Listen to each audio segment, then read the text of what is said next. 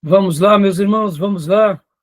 Iniciando aqui nossa quarta aula de História Eclesiástica 2.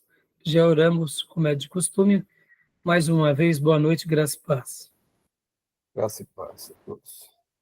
Amém. Boa noite, graças a paz a todos. Graça e paz.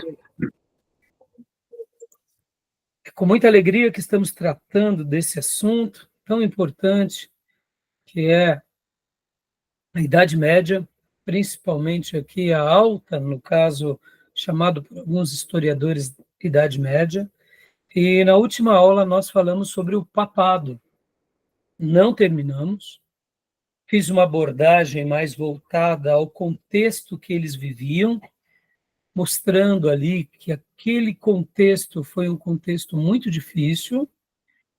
Por outro lado, hoje nós vamos continuar e hoje nós estaremos focando mais nos personagens em si e nas doutrinas.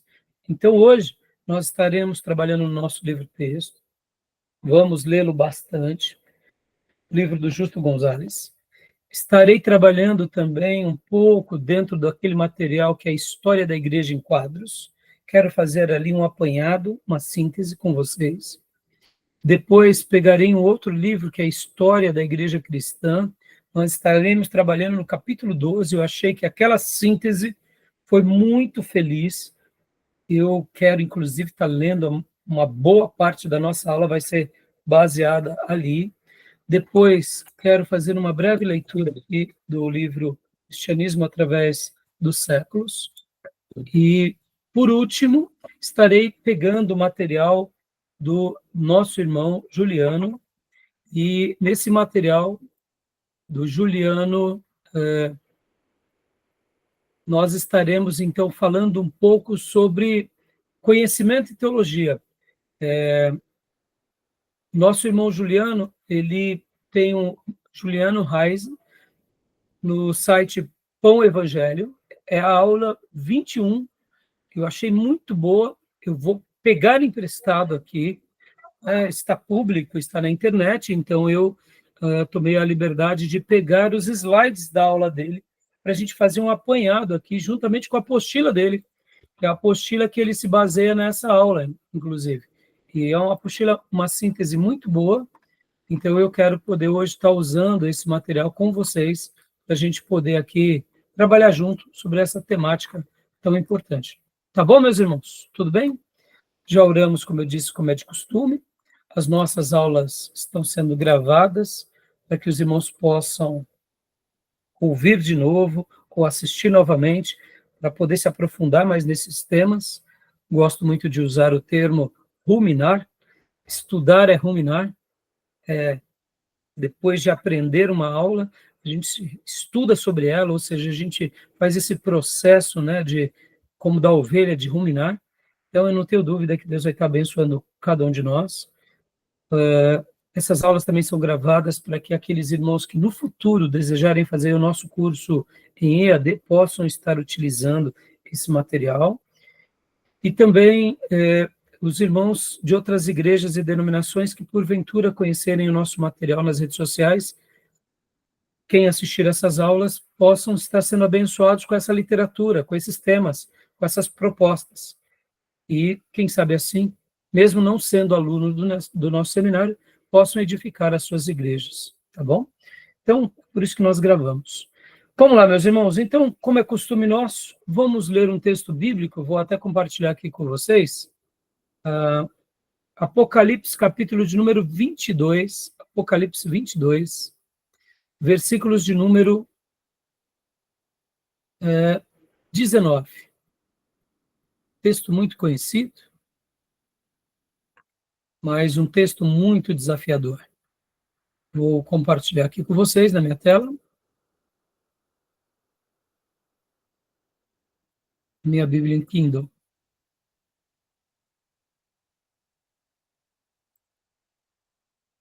O irmão que desejar pode ler para nós.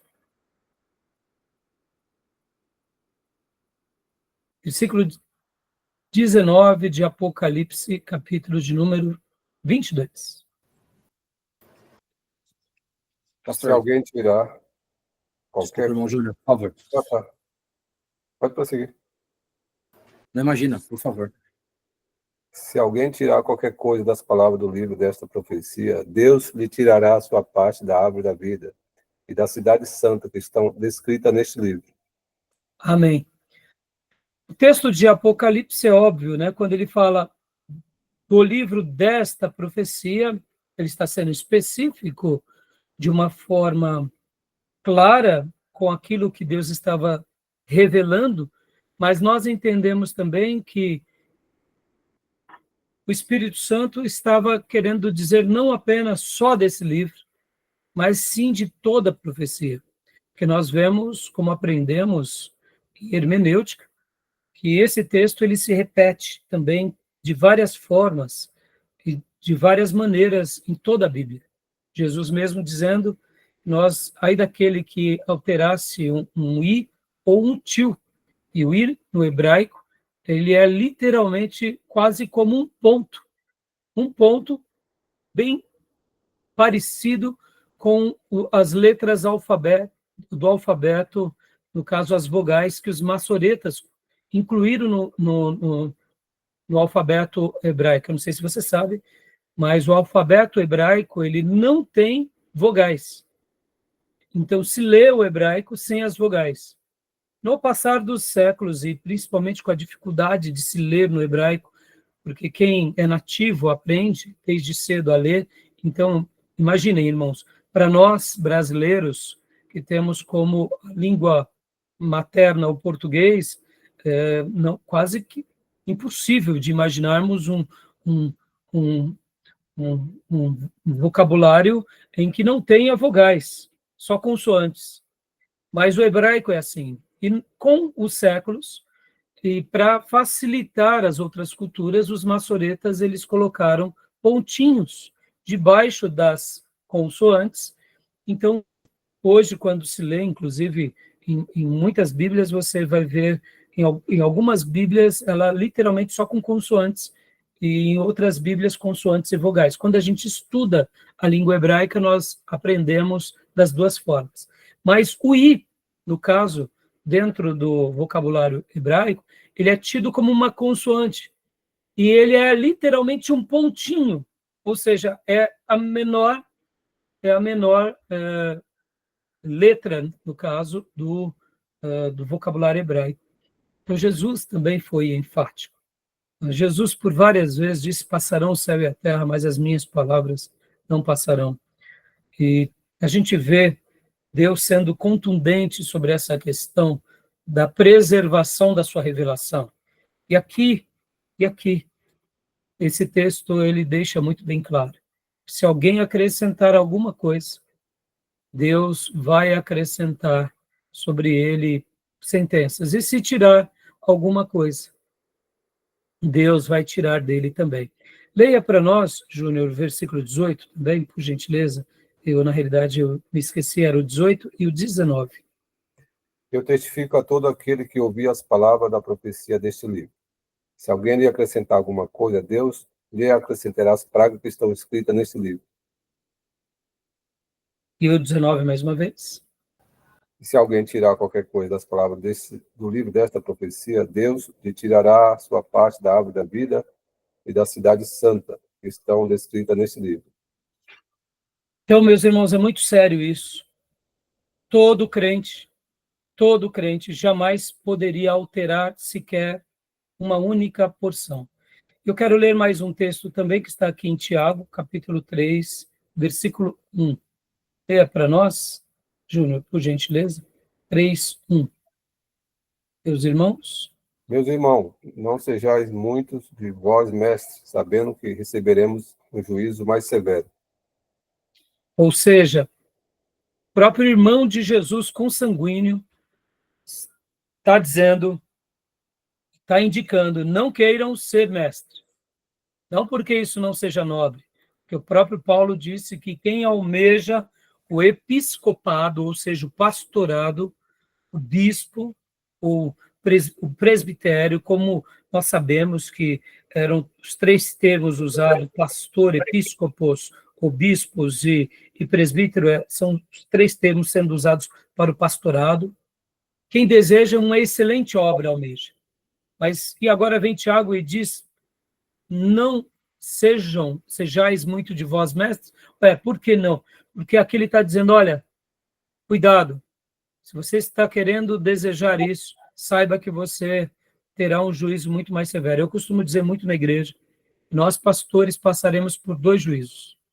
Pessoal, aquele que Deus cobrará de nós, e o coletivo, porque Deus nos deu alma para cuidar.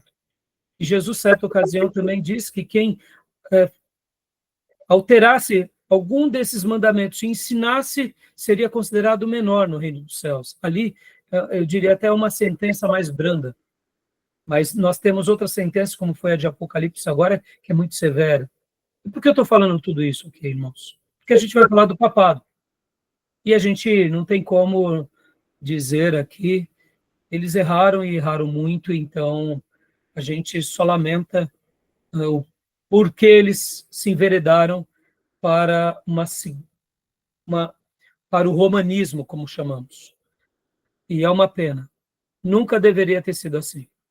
Sabendo que Deus usa pecadores e pessoas falhas, mas jamais era para ser dessa forma. Tá bom?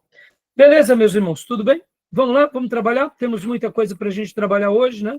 Como eu disse para vocês. Vamos continuar estudando aqui sobre os papas.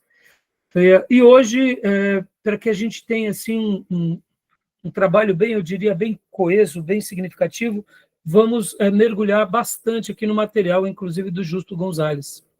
Tá bom, meus irmãos? Material do Justo Gonzalez. Tá? Nós estaremos trabalhando aqui em cima do livro, texto, capítulo 3. Então, podem abrir aí, capítulo 3.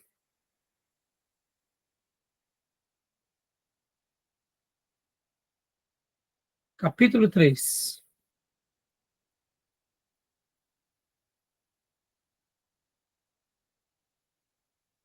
Que página que é do livro de vocês, meus irmãos? Pastor, qual que é o título do capítulo?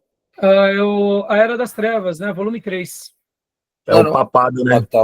Papado, É o papado, né? Ah, ok. No meu aqui eu tô no digital aqui, né? Aquele PDF é 61. Tá. 1262. Então, vamos lá. Papado. Aqui, 61. Eu vou compartilhar aqui com vocês algumas páginas também, só para a gente facilitar aqui na nossa aula. Sempre recomendo aos irmãos, né, comprarem as obras originais para abençoar as editoras e os autores, tá bom, meus irmãos? Inclusive, aqui nessa obra, agora você disse, pastor Johnny, e Júnior, qual é a página do capítulo 3? Da Era das Trevas? 262, tá bom? Da minha versão, como o meu livro é o antigo, ainda a obra antiga, é página 61. Então vamos lá, meus irmãos. A gente já leu um pouco, né, a origem do papado. Né? Deixa eu compartilhar aqui com vocês, rapidamente.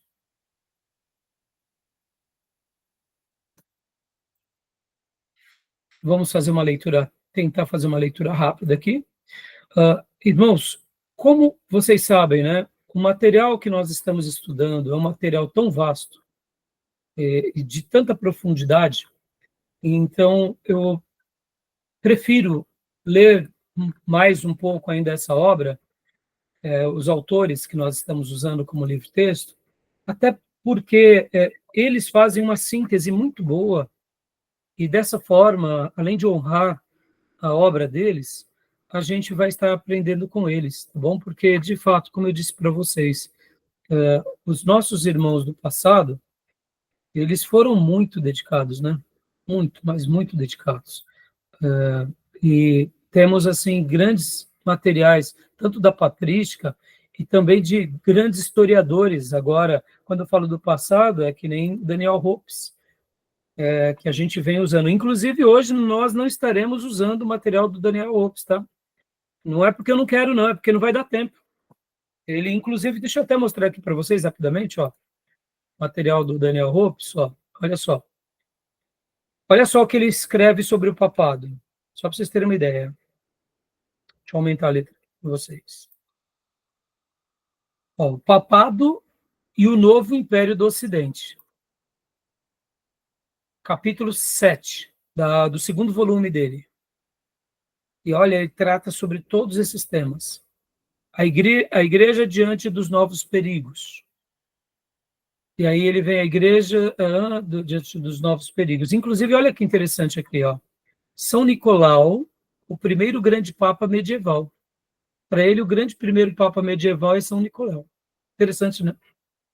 A gente vai ver que para o Justo Gonzalez, como para muitos outros escritores, Gregório, né? Gregório I, considerado o grande. Então, aqui nessa obra dele, ele tem ele faz essa citação. Então, não é que eu não queria estar utilizando aqui o material dele hoje, mas é porque não vai dar tempo. E outra coisa, irmãos, uma das coisas, como eu mencionei para vocês nas aulas passadas, nós temos tanto material bom que eu estou tendo que fazer alguns cortes em alguns temas. Hoje, por exemplo, né? Por que eu vou continuar trabalhando do papado? E por que eu estarei fazendo esse foco dentro, especificamente, dos papas e do que eles realizaram e por que eles chegaram e se tornaram o que foram, né? No caso, até como eu mencionei, o romanismo surge com eles. Por que eu estarei abordando isso? É porque nós somos um seminário ortodoxo. Quando estamos tratando desse tema da história da igreja, qual é a tônica principal? Quem são os grandes líderes da igreja? O que eles fizeram? O que a igreja católica se tornou quando ela se torna romana ou ela vem com seus dogmas e vira o romanismo? Tanto a igreja do Ocidente quanto a igreja do Oriente. Por quê? Onde estão as tensões? Então, me entendam, hoje a gente vai fazer aqui uma leitura no texto, e por que eu faço questão de ler o texto? Porque o texto é muito rico, é uma síntese muito boa, principalmente dessas duas obras do Justo Gonzalez e a história da igreja cristã, no capítulo 12, e inclusive é a parte ali do desenvolvimento do poder papal, porque eu achei que eles fizeram uma síntese muito boa, e dentro dessa síntese eu quero estar fazendo alguns contrapontos para a gente refletir. Por quê? Porque vocês um dia, se Deus permitir, serão pastores, missionários, ou quem sabe serão líderes da igreja, protagonistas. E será que muitos de nós aqui não passaremos pelas mesmas tentações que os nossos irmãos ali no início da Idade Média? Será que a gente também não vai ser tentado, ou se não, hoje já não estamos sendo tentados a ter uma igreja mais adequada à forma da sociedade? Será que isso já não está acontecendo conosco? Então, qual que é a minha proposta? É fazer essa avaliação e chegar aqui a algumas conclusões. É claro, vocês sabem que eu sou teólogo, né? Minha área de atuação são mais as linhas pastorais e a teologia sistemática. No entanto, eu me sinto à vontade de fazer isso com vocês. Por quê? Porque mesmo não sendo historiador, então por isso que a gente vai estar seguindo aqui o que esses mestres nos ensinam. Algumas literaturas são melhores do que outras, alguns posicionamentos a gente ouve e avalia, mas na história, uma coisa que eu noto é que sempre o historiador, ele também ali acaba colocando um pouco do DNA dele. Só que ele, como um repórter do tempo, porque o que é o historiador? Ele é um repórter do tempo, daquilo que aconteceu. Ele tenta ser o mais imparcial, mas mesmo assim, a maneira em que ele vai construindo, ele sempre vai construindo, dando ali um pouco do seu parecer, fazendo aqui ali as construções pelo qual ele acha mais coerente, porque nem sempre o material que chega para ele chega com algumas respostas. Então, mesmo que ele seja um repórter do tempo e ele não tente colocar a sua impressão, é normal que, por exemplo, Justo Gonzalez ele vai ter essa linha mais protestante. O historiador católico vai ter uma linha mais romana. E a gente vai chegar nas nossas conclusões, tá bom? A partir do quê? A partir da história, propriamente dito? Não, a partir do que aconteceu na história, mas avaliando a partir da Bíblia. E é isso que eu quero deixar aqui como um propósito para vocês. Então, a gente vai pegar emprestado a obra desses homens que são clássicos e a gente vai fazer alguns apontamentos. Eu quero destacar. E aí, nisso, eu me sinto mais à vontade, até porque está dentro mais do meu escopo crítico. Né? Vocês sabem, eu gosto de refletir e aqui, irmãos, já de antemão, né? Já de antemão, não pensem em vocês que eu não faço também essas mesmas críticas para nós, protestantes. Vocês sabem disso. Quem está comigo já há um bom tempo sabe disso. Sou muito crítico e eu não quero usar da minha razão humana para criticar sem amor, não. Mas mesmo a reforma protestante, quando a gente olha ela de forma histórica, a gente também tem que questionar alguns pressupostos, a gente tem que fazer essa avaliação crítica, porque, irmãos, a história humana ela se repete. E hoje a gente vai ver isso muito forte aqui, principalmente nas figuras de alguns personagens que eu separei para vocês. Nós hoje vamos trabalhar bastante sobre Leão I e Gregório o Grande, mas depois a gente também vai falar bastante sobre as fraudes piás, ou seriam as fraudes papais, ou as fraudes sagradas. Vamos falar também sobre vários outros teólogos que, durante esse período de Idade Média, surgiram como Isidório de Sevilha, Dioniso Pseudo-Areopagita, alguns importantes centros de conhecimento teológico, como foi na Irlanda, lá em Aachen, com Carlos Magno. Falaremos também sobre alguns debates teológicos que surgiram aí nessa Idade Média e alguns dogmas que vão surgindo, né, ao longo desses períodos, como a questão da ceia do Senhor e a predestinação. A gente vai chegar lá, tá bom? Não tocaremos no assunto de Tomás de Aquino, de propósito, porque não vai dar tempo, mas Tomás de Aquino é 1225 a 1274. Mas uma outra hora a gente vai entrar sobre Tomás de Aquino e a Suma Teológica, porque ele é outro grande pensador também, e ele é importante. E vou tocar num assunto muito curioso também sobre o cativeiro babilônico medieval. Só vou fazer uma citação. Só uma citação, tá bom? Porque dentro do que nós estaremos trabalhando hoje, a gente vai ver que o papado ele passa por pelo menos, fases. 3 fases, que seriam bem curiosas, que é a fase do crescimento, depois a fase da culminante e depois a fase da decadência. O crescimento se dá ali com Gregório I e vai até Gregório VII. A fase culminante é de 1073 a 1216, com Gregório VII, que é conhecido também como Hildebrando, em diante. E a decadência vem com Bonifácio VIII, Papa Bonifácio VIII, no ano de 1303. Eu vou acabar citando um pouco, porque como o tema é papado, eu vou ter que fazer uma síntese. Então, hoje a gente não vai colocar literalmente todos a ideia cronológica. Lembrando que a gente está acabando agora o sétimo século, entrando no 8º século. A partir das próximas aulas, aí eu vou correr um pouco mais, mas eu pretendo hoje estar falando um pouco mais sobre eles. Tá bom, meus irmãos? Tudo bem? Tudo jóia até aí? Alguma pergunta? Algum comentário? Tranquilo? Então, meus irmãos, uma coisa que ficou para mim, e é um destaque, é uma opinião minha, tá? Nós entendemos que o romanismo ele nasce especificamente pela questão, eu vou chamar aqui de política, tá? Pela questão política. O romanismo, ele, na minha opinião, ao fazer minhas lições de casa, ele se destaca, em primeiro lugar, com essa força por meio da política, ou seja, o poder e a autoridade que ali o líder ele tinha. Então, na minha opinião, e o segundo motivo que o romanismo surge é com a miscelânea do paganismo.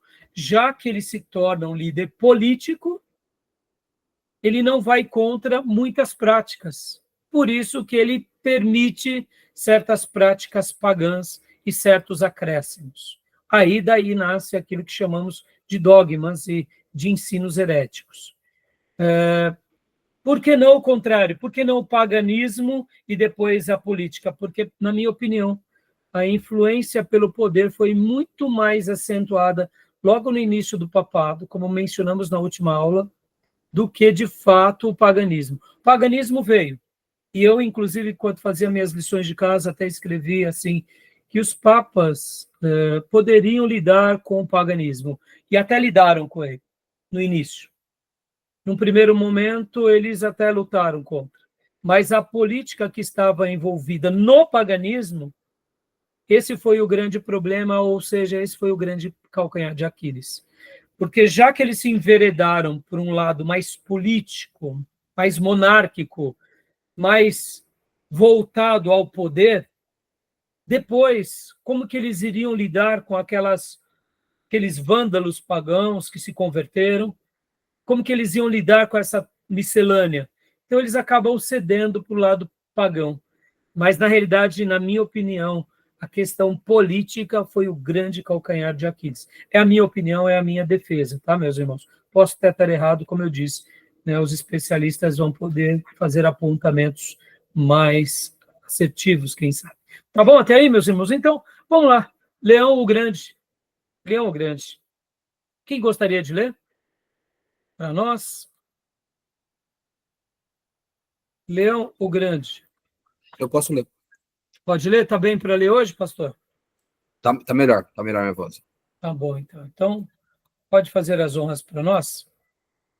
Joia. Leão o Grande. Isto podemos ver no caso de Leão I, o Grande, de quem já disse que foi o primeiro papa, no sentido corrente do termo.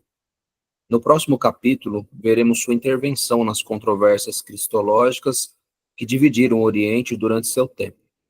Ao estudarmos essas controvérsias, a participação de Leão, duas coisas ficam claras. A primeira é que a sua autoridade não era aceita pelas partes em conflito, somente pelo fato de ele ser o bispo de Roma. Enquanto os ventos políticos sopraram na direção contrária, Leão pouco pôde fazer para impor sua doutrina ao restante da igreja, particularmente no Oriente.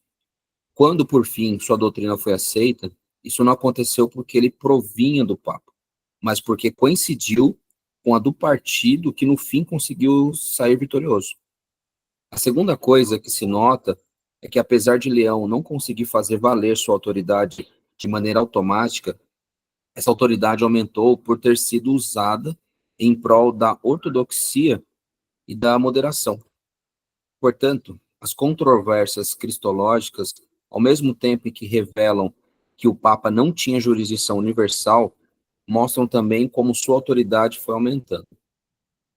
Porém, enquanto no Oriente duvidava-se de sua autoridade, em Roma e em vizinhanças, essa autoridade se estendia até além dos assuntos tradicionalmente religiosos.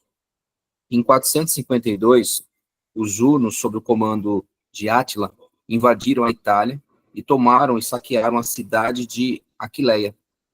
Depois dessa vitória, o caminho para Roma estava aberto, pois a toda a Itália não existia nenhum exército capaz de barrar-lhe o caminho até a velha capital. O imperador do Ocidente era personagem débil e sem recursos, e o Oriente dera a entender que não prestaria nenhum socorro. Nessas circunstâncias, Leão partiu de Roma e foi até o acampamento de Átila, a fim de falar com o chefe bárbaro, a quem todos temiam como o flagelo de Deus. Não sabemos o que Leão disse a Átila. Conta a lenda que quando o Papa se aproximou, junto dele apareceram Pedro e Paulo, ameaçando Átila com uma espada. Fato é que Átila, depois desse encontro com Leão, abandonou sua intenção de atacar Roma e rumou com seus exércitos para o norte, onde morreu pouco depois. Dá uma Leão... pausa aí, pastor. Dá uma pausa. Meus irmãos, vocês vão notar nas literaturas dos grandes historiadores que eles vão mostrar o seguinte: olha, o Papa, ele realmente se torna uma pessoa influente, ou seja, o bispo de Roma, quando os ventos eram favoráveis. Quando não eram favoráveis, eles não conseguiam fazer muita coisa. Como na última aula nós mencionamos, o mundo em que eles viviam, principalmente ali no Ocidente, estava caótico, estava deplorável. A questão dos bárbaros tinha realmente fragmentado todo o Império ocidental.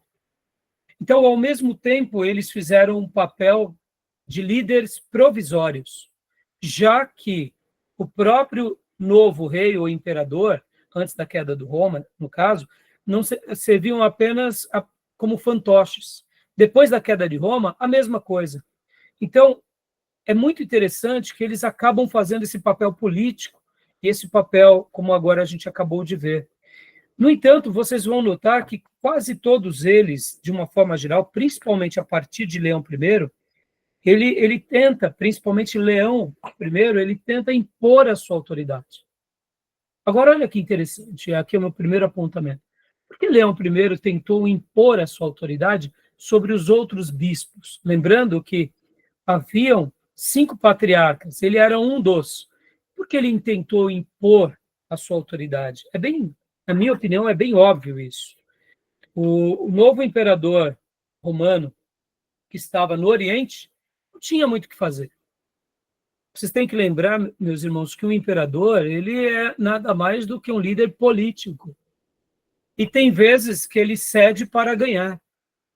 Não adiantava ele ficar fazendo frente contra um outro bispo que estava se autoafirmando. Na política é assim. Pode ver, irmãos, o que realmente fazem os políticos? Eles negociam, eles cedem. Muitas vezes o imperador romano do Oriente, vocês têm que lembrar que nesse episódio, Roma já tinha sido dividido, o Império Romano, aliás, entre Oriente e Ocidente, e a capital agora estava em Constantinopla. Então, por que, de fato, nós veremos esse protagonismo em Roma? E muitas vezes essa autoafirmação, e muitas vezes nós veremos uma certa complacência de Constantinopla. O imperador ou os imperadores que virão nos próximos séculos, eles vão acabar cedendo para Roma. Porque eles sabiam que, se eles não fizessem isso, só iria polarizar. E vocês têm que lembrar do seguinte, irmãos, o Império Romano cai, mas o Império Romano do Ocidente cai, mas o Império Romano do Ocidente se mantém firme e vigoroso, e eles não perderam de vista de quererem um dia voltar e dominar o Império Romano do Ocidente. Então, o que você faz muitas vezes? Você cede. Porque o bispo de Constantinopla não tinha, o patriarca de Constantinopla, ele não se ousava se defender como o principal bispo entre todos, porque ali ele já tinha o imperador do lado dele. Essa é a minha opinião. E o imperador, ele também sabia que Roma agora estava sendo liderado não mais por reis, mas sim por um líder religioso. Então, percebam aqui o jogo político entrando em cena na Idade Média ou na Alta Idade Média de uma forma muito grande. Como eu disse na última aula, ora eles fizeram isso porque não tinha ninguém que intelectualmente pudesse realmente fazê-lo, não tinha pessoas sábias, e eles, aqui, a gente tem que dar a mão à palmatória, que os monastérios eram centros praticamente acadêmicos, que formavam as pessoas, tanto no ensino geral, quanto na filosofia e na teologia. Então, eles eram as pessoas mais preparadas diante daquele mundo bárbaro. Por outro lado, o que acontece é que o Oriente sabia disso. Então, percebam como a política vai dar o tom de toda a Idade Média. Ponto passivo. É a minha opinião. Né? E aqui, agora, quando a gente tem textos como esse, a lenda, né? Átila era visto como o chicote de Deus, e quando, no caso, o próprio Leão I, eles se aproximam para falar com Átila, junto dele aparecem Pedro e Paulo, e ameaçando Átila com uma espada. Isso daqui, meus irmãos, a gente vai ver já no outro texto, das fraudes pias. Ou seja, daqui em diante vão surgir muitos textos e contos e fatos extra-bíblicos, um mix de cultura pagã dentro do cristianismo, que mais para frente vai virar tudo dogma papal.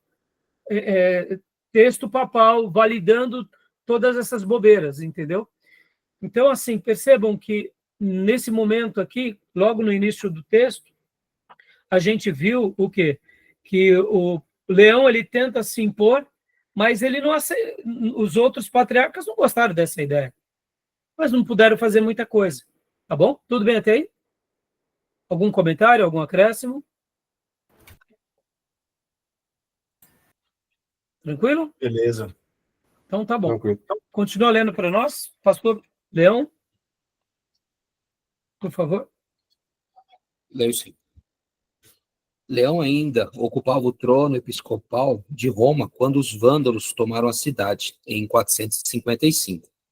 Nesta ocasião, o Papa não conseguiu salvar a cidade das mãos dos seus inimigos. Dá Porém, uma pausa aqui. Dá pelo uma menos pausa, pastor. Pois Só não. desculpa ter te cortado, né?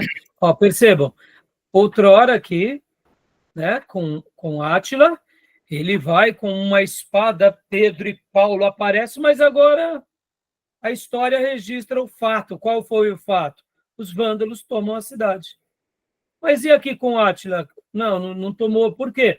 Porque possivelmente ele, como um grande diplomata, e aqui a gente não pode perder de vista esses fatores, irmãos, todos esses novos líderes que surgem em Roma, eles são líderes muito competentes no que se diz respeito à diplomacia, à negociação, ou seja, então percebam que em 452 os hunos não conseguem, mas agora os vândalos conseguem. E onde entra a espiritualidade agora? Agora não aparece nem Pedro, não aparece nem Paulo, não aparece nem espada, mas os vândalos dominam em 455. Curioso, não? Nessas horas, a história é registrada sem adornos, sem enfeitar o pavão. Percebam, aqui o Justo Gonzalez, quando ele conta há pouco, ele está citando os historiadores. Lembra que eu disse já nas aulas passadas a história dos vencedores, mas agora é a história em si. E por que Leão não fez nada? Já que ele ocupava o trono episcopal e já que ele se autodenominava, né, o representante de Pedro. É porque, de fato, não deu. Há um dado curioso, meus irmãos, os vândalos, inclusive, eles eram tão violentos que aonde eles entravam, eles esquartejavam crianças, eles eram muito cruéis. Quando eles dominam o norte da África, só para vocês terem uma ideia, durante várias décadas, os novos reis vândalos, eles tiveram o intuito de não se misturarem com os povos africanos. Para quê? Para continuar essa etnia bárbara bem da maneira em que eles eram. Mas, com o passar do tempo, os vândalos eles não conseguiram deixar de se misturar e acabaram se misturando com os povos africanos. Mas olha que interessante, né? Então, dentro dos bárbaros, os vândalos tinham protagonismo de muita crueldade. E aqui eles conquistam Roma, tá bom? Continua para a gente, pastor. Porém, por favor. Joia, vamos lá. Me perdi aqui no livro. Porém, pelo menos foi ele quem negociou com Gensérico, o chefe vândalo, conseguindo que ele proibisse incêndios e assassinatos.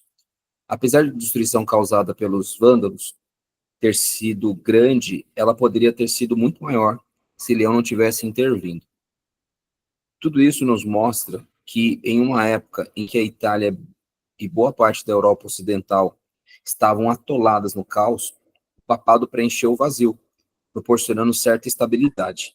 Dá uma pausa, pastor, por favor. Por favor.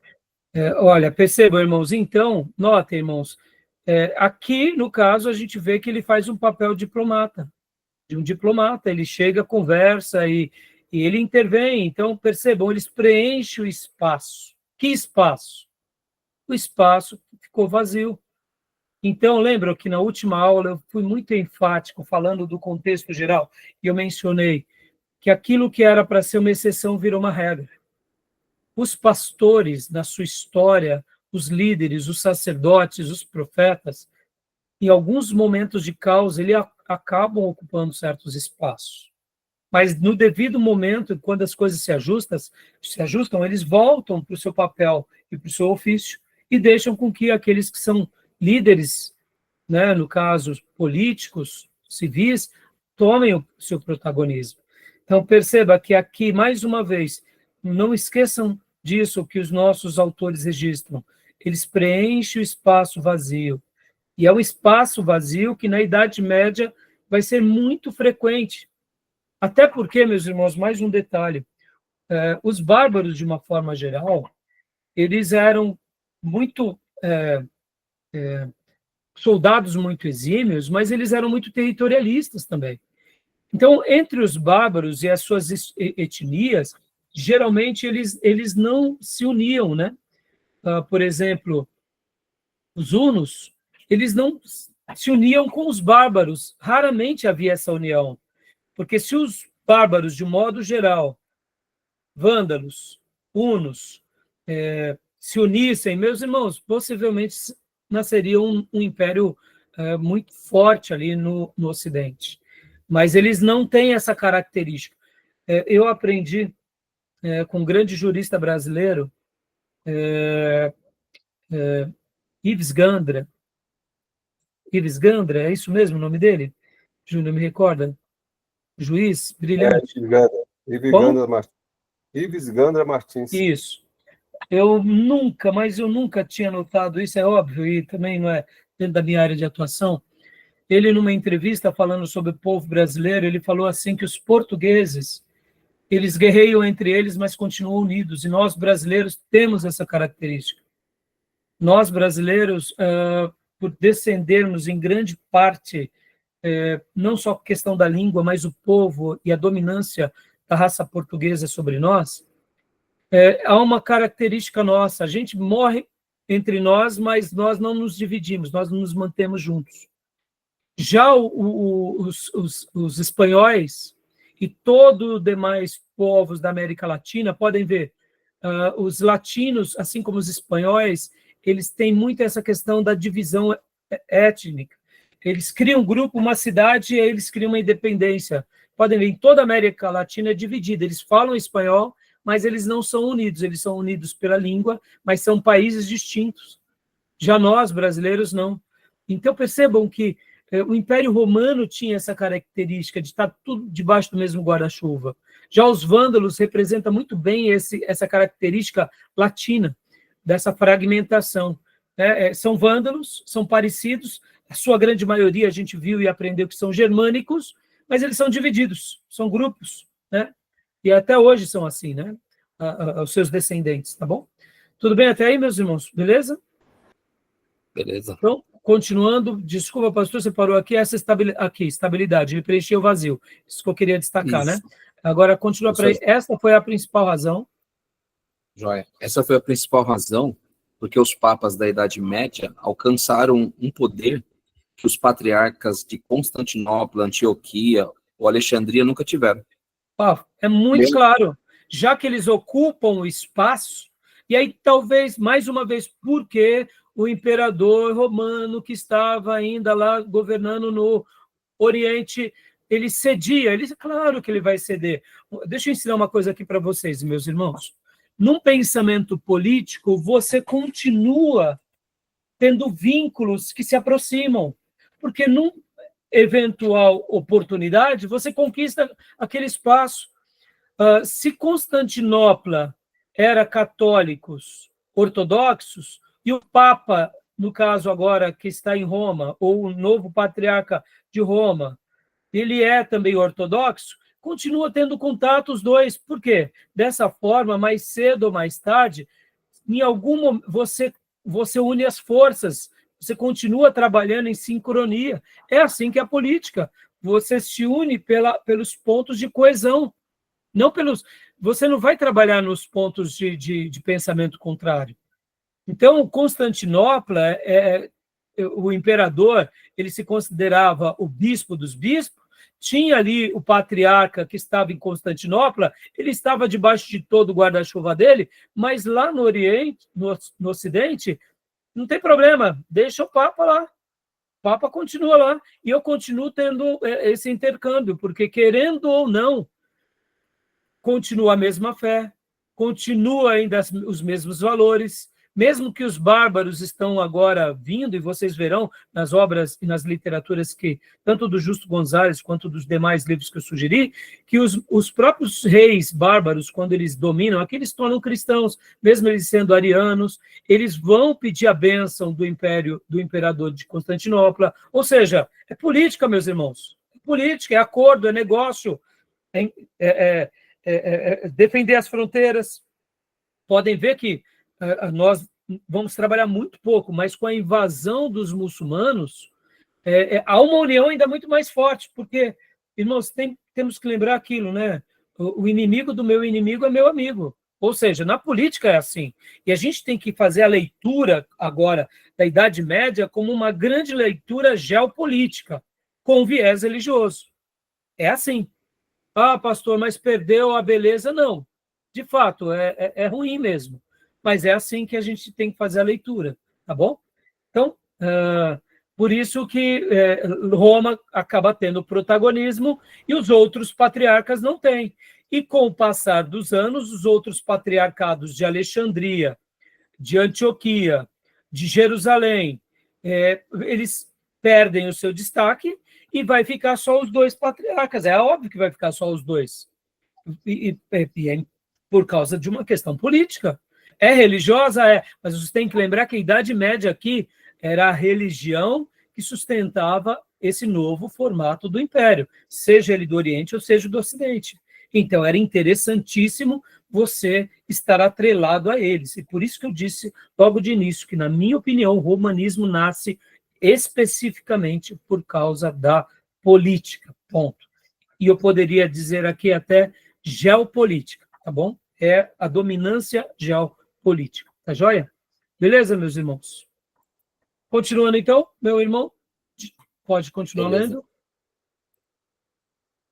Leão, porém.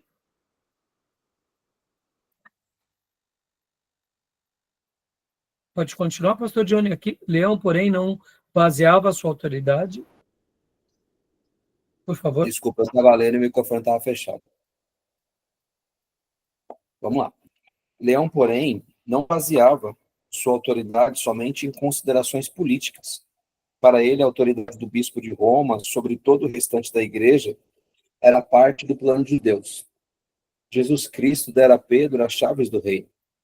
E a providência divina levara o velho pescador à capital do império. Pedro era a pedra sobre a qual Jesus Cristo prometeu edificar sua igreja. E por isso, quem quisesse construir sobre outro fundamento, estaria edificando sobre a areia. Foi a Pedro que o Senhor disse diversas vezes: apacenta as minhas ovelhas. Tudo isso que as Escrituras dizem sobre o líder dos apóstolos também vale para seus. Consequentemente, a autoridade do Papa não advém simplesmente do fato de Roma ser a antiga capital do Império, nem do fato de, na época, não haver em todo o Ocidente quem pudesse dirigir o destino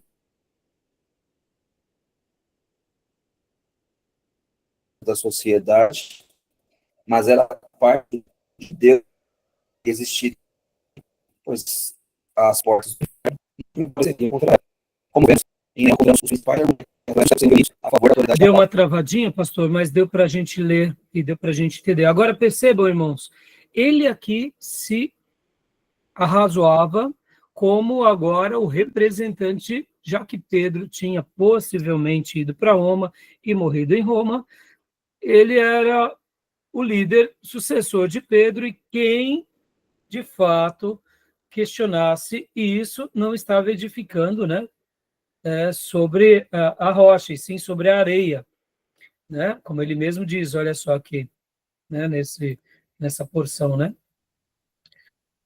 Ou seja, e aqui eu digo, por que me fazendo essa pergunta, irmãos? E por que o imperador nos dias de Leão I, o imperador de Constantinopla, não chegou e falou, não é assim?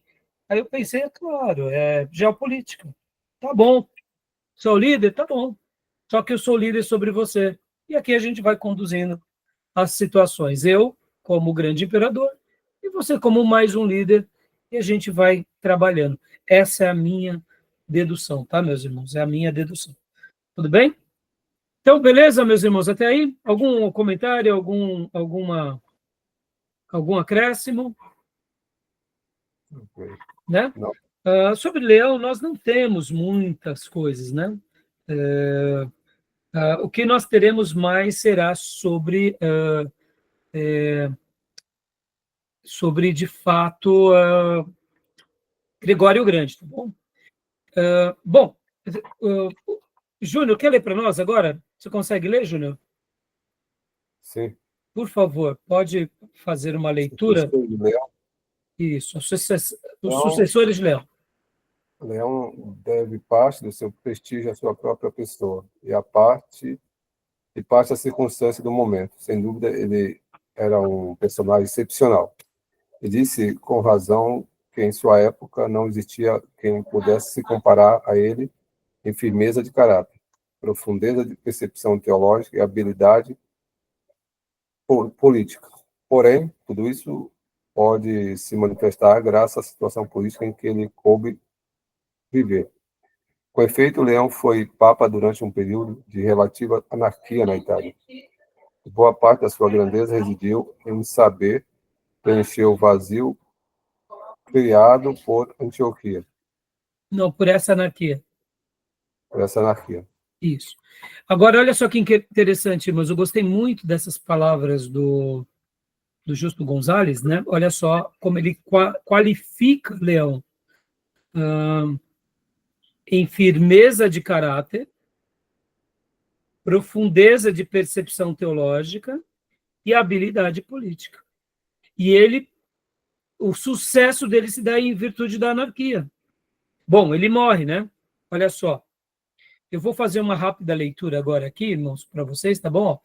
Quando Leão morreu, sucedeu-lhe Hilário, que tinha sido um dos seus principais colaboradores.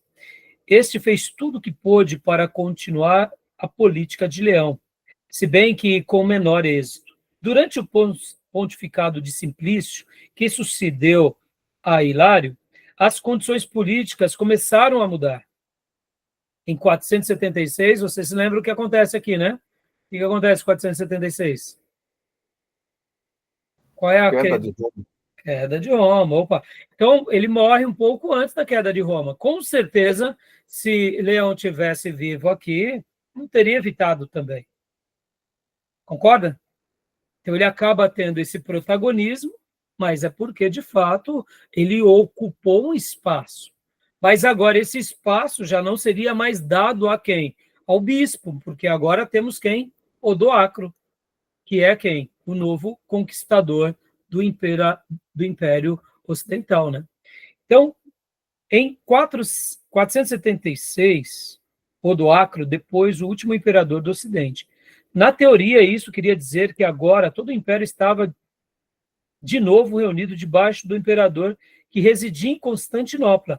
Na verdade, quem governava era Odoacro e os demais chefes bárbaros, como monarcas independentes, apesar de dizerem que governassem em nome do imperador.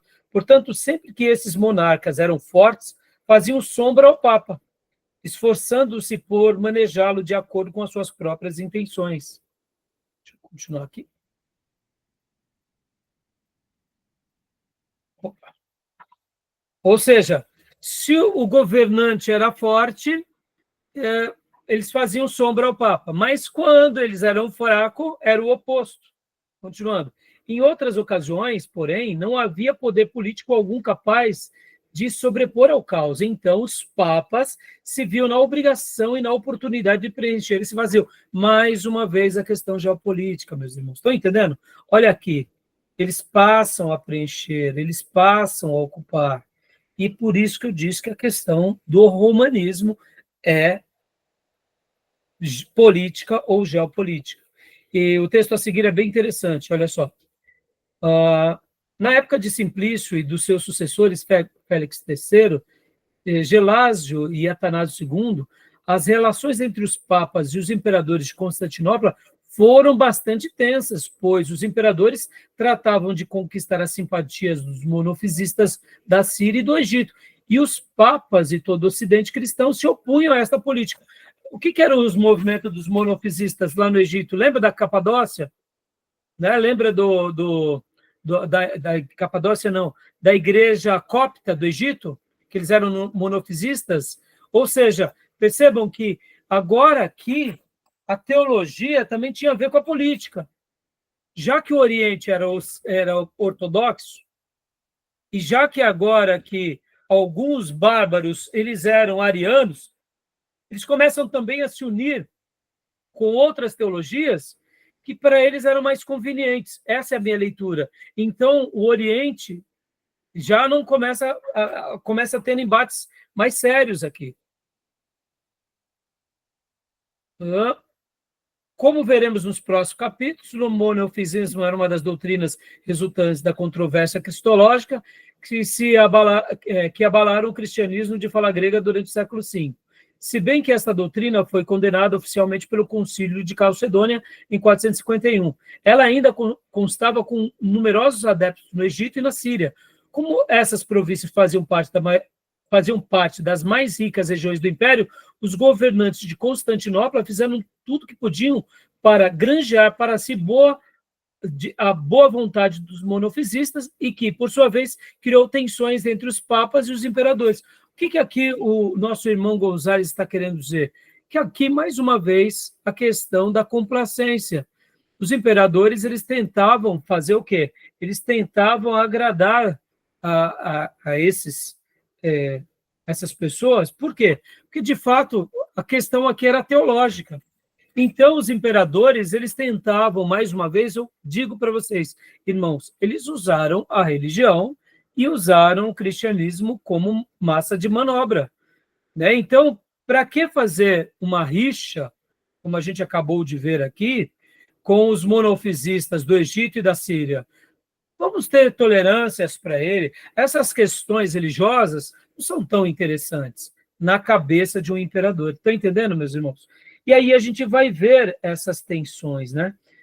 E a gente, depois, deem uma olhada aqui nesses outras partes. Leia para nós agora aqui, Júnior, esse parágrafo em 498, por favor. Em 498, quando morreu o Papa Atanásio II, a tensão entre os godos e bizantinos resultou na existência de dois papas rivais.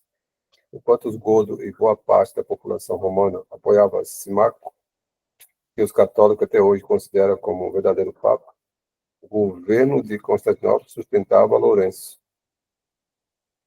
Ou seja, percebam como aqui a gente vai vendo as rivalidades. Pode continuar lendo, Júnior, por gentileza. Nas ruas de Roma houve conflitos armados em que morreram várias pessoas. Uma série de concílios se reuniu para resolver a questão, até que, por fim, Simaco saiu vencedor. Percebam, irmãos, olha aqui. Então, notem que aqui, até hoje, quando você pega na história eclesiástica dos romanos e na história eclesiástica dos ortodoxos, há uma diferença. Por quê? Porque enquanto uns o Papa era esse, para outros o Papa é aquele. Por quê? O que estava em jogo aqui? Era a autoridade espiritual? Não, irmãos, é a geopolítica. E percebam aqui, olha, nas ruas de Roma houve conflitos armados por questões teológicas. Pastor, mas eles estavam brigando aqui não era nem as cruzadas. Meu irmão, a questão é a geopolítica, a política em si. Percebam, irmãos, como o negócio foi degringolando, né? Eu acho que vale a pena a gente ler também esses parágrafos aqui. Leiam para nós, Júnior. Esses dois parágrafos aqui contam uma história bem interessante. Por outro lado, na época de Félix... os godos invadiram a Itália, sob o comando de Teodorico. Em 493, Teodorico era dono de quase toda a península. Como os godos eram arianos, sempre temia que seus súditos italianos conspirassem a favor de Constantinopla. Por isso, Teodorico e seus sucessores viram com bons olhos a desavença entre os papas e os imperadores, e trataram de fomentá-las. Lembremos-nos também que foi Teodorico que mandou prender e matar Boécio, suspeitando que seu ministro conspirava para trazer de volta o poder imperial. Percebam, olha só que interessante essa citação. A questão ariana aqui já não era mais uma questão teológica, aqui era uma questão geopolítica. Enquanto eles estão em brigas, tem problema, deixa eles brigar, divide para conquistar. Percebam, essa era uma nova fase pelo qual eles estavam vivendo. E de uma outra forma, os líderes eles estavam se permitindo participar de tudo isso. Percebam que aquilo que aconteceu com o monasticismo lá do deserto, das origens, os primórdios, né, aquilo que chamamos de pais do deserto, os pais da Capadócia, os pais do Ocidente, aqui já era um outro formato. Não era mais o formato de defender a fé. Notem como vai havendo uma certa evolução. A igreja ela é, num primeiro momento e nos primeiros séculos, perseguidas, depois ela passa a ser uma igreja que faz a sua apologia, e agora ela começa a fazer política. E aqui nasce o papado. E aqui a gente vê que eles estão totalmente envolvidos, né? É lamentável, mas essa é a história, irmãos. Continua, Júnior, por gentileza, antes da vitória definitiva. Antes da vitória definitiva de Teodorico, o Papa Félix III tinha rompido relações com o patriarca de Constantinopla, Acácio. Isto é o que os historiadores ocidentais conhecem pelo cisma de Acácio, enquanto os orientais culpam o Papa pelo cisma. Agora, com os interesses de Teodorico e dos seus sucessores, o cisma se perpetuou. Ou seja, percebam, né?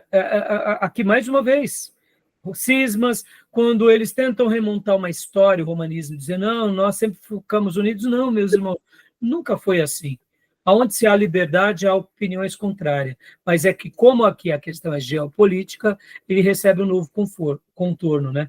Agora, olha só, leia para nós aqui esse parágrafo, Júnior. No começo do rei Godo, Teodorico... No começo... Eu vou ler mais um pouquinho e a gente já vai encerrar, porque no segundo módulo eu quero falar sobre Gregório o Grande. Começou o rei Godo Teodorico se opôs a esta aproximação entre seus súditos e as autoridades imperiais. Porém, mais perto do fim de seus dias, ele começou a suspeitar que os católicos conspiravam para derrubar o governo dos godos e devolver a Itália ao Império. Foi então que ele mandou prender e matar Boécio. Pouco depois, Teodorico enviou o Papa João I como embaixador para Constantinopla. E quando este voltou sem conseguir tudo o que o rei queria, o rei o condenou à prisão, onde morreu. Conta-se que Teodorico estava empenhado a entregar todas as igrejas de Ravenna aos arianos quando a morte o surpreendeu. Olha só, essa citação é muito curiosa. O Godo Teodorico. Então, mais uma vez, olha como aqui o que dá a tônica é a questão geopolítica. E é usar a religião para... Então, perceba que aqui também, de contrapartida, essa conspiração de devolver a Itália ao Império, irmãos, é bem provável que isso tenha acontecido e que, infelizmente, a liderança daqueles dias flertava com isso. Porque, sabe aquela ideia, a nossa vida no Império era melhor os nossos dias. Então, percebam que aqui, quando a gente começa a flertar para coisas pelas quais Deus não nos deu, a gente recebe um novo formato. A gente literalmente sai daquilo que é a verdadeira fé, né? E essa citação final de que Ravenna fica literalmente na Itália, irmãos, ia sendo dado aos arianos, isso é complicado, porque como ainda se predominava ali na Itália os ortodoxos, os arianos eram inimigos mesmo, e aqui faça a leitura geopolítica, eles eram inimigos de fato, não eram inimigos na teologia, eram inimigos para se guerrear, como a gente viu há pouco, que nas ruas de Roma houve conflitos armados que morreram várias pessoas. Ou seja, tudo isso num contexto religioso ali ligado, né? Tá bom, meus irmãos? Leia para nós, Júnior, mais um pouco, a morte de Teodorico. A morte de Teodorico iniciou o ocaso do reino Godo na Itália. Teodorico morreu em 526. Em 535, o general constantinopolitano Belisário já tinha conquistado a maior parte da península. A despeito de se esperar que a nova situação política resultaria proveitosa para o papado, isso não ocorreu. Somente em seus últimos anos de vida, o ariano Teodorico permitiu aos seus súditos ortodoxos que seguissem a sua própria consciência em questões de fé. Agora, o imperador ortodoxo Justiniano justamente aliado do Papa, impôs ao Oriente o costume oriental de colocar os rendimentos da Igreja nas mãos do Estado. O resultado foi toda uma sequência de papas que não passaram de títeres do imperador e da sua esposa, Teodora. Os poucos que ousaram tentar interromper essa sequência sofreram todo o peso do desagrado imperial. Em meio às controvérsias teológicas da época, alguns destes papas escreveram página triste da história do papado, como veremos no próximo capítulo. Ou seja, meus irmãos, percebam, olha só, o que seria esses títeres? Marionete, né?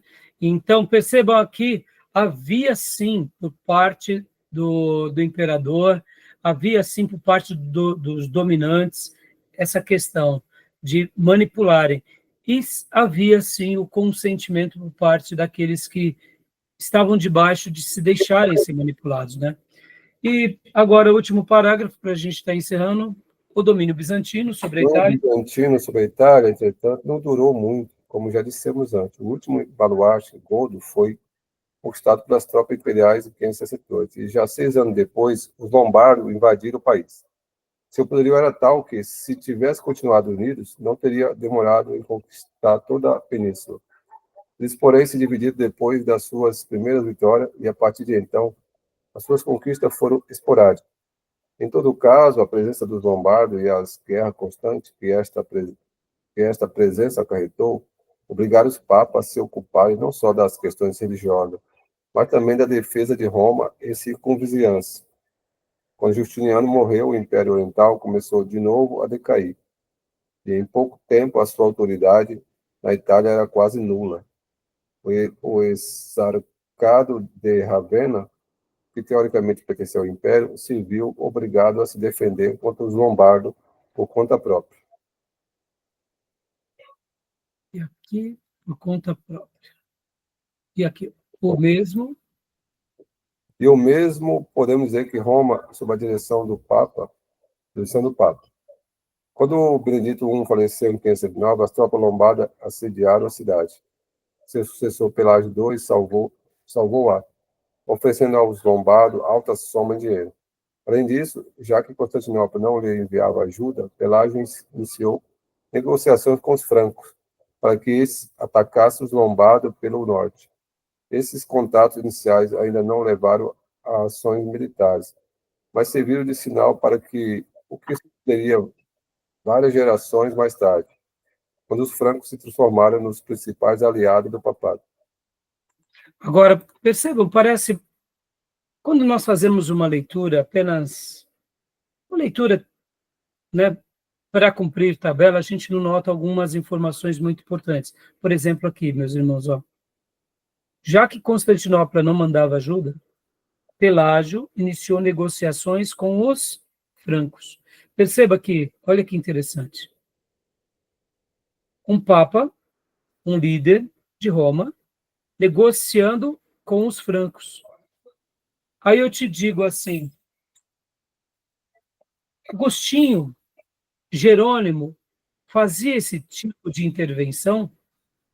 Ou eles tinham uma postura mais passiva no que se diz respeito à intervenção política? Percebam, será que Gregório de Nissa, ou melhor, Basílio, Gregório de Nissa, né, Jacóbio, esses grandes líderes do passado, eles tinham uma atuação mais política? Percebam como vai se degringolando a questão política, a questão geopolítica. Os francos aqui, nesse período, a gente tem que lembrar que eles já estavam convertidos, sim, mas agora a gente vê o seguinte, acordos entre um líder religioso e um rei.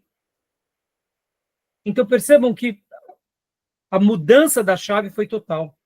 Para aquilo que um dia era uma fé pura, agora era uma fé política ou geopolítica revestida de fé, né? E podem ver aqui que, ó, esses contatos iniciais ainda não levaram às ações militares, mas serviram de sinal para o que se sucederia várias gerações mais tarde, quando os francos daqui em diante, a gente vai lembrar, irmãos, eles vão ser muito importantes para a história do cristianismo, no caso, o romanismo, é claro, né? E para, vamos dizer assim, impedir os arianos e depois impedir, inclusive, os muçulmanos, tá bom? Mas aqui é mais na questão bélica mesmo, tá bom? Beleza, meus irmãos? Vocês viram que, como eu disse, a questão política e geopolítica corrompeu as bases, né? E aí, a lição que fica para a gente aqui nesse primeiro momento é, daqui em diante, na aula de hoje, não esqueçam desse fator. Ok. A questão política degringolou a fé. O paganismo só deu uma nova roupagem a essa fé politizada. Tá bom? Ok. Gregório Grande tem muitas histórias, a gente vai ler mais um pouco, mas qualquer acréscimo, qualquer coisa que vocês queiram falar, tenham a liberdade também, tá bom, meus irmãos? Beleza? Ok. Tranquilo? Beleza. Vamos para o nosso intervalo? Beleza. Vamos. Vamos lá. Então, até já, meus irmãos. Eu vou parar aqui para a gente ir para o nosso intervalo, tá bom?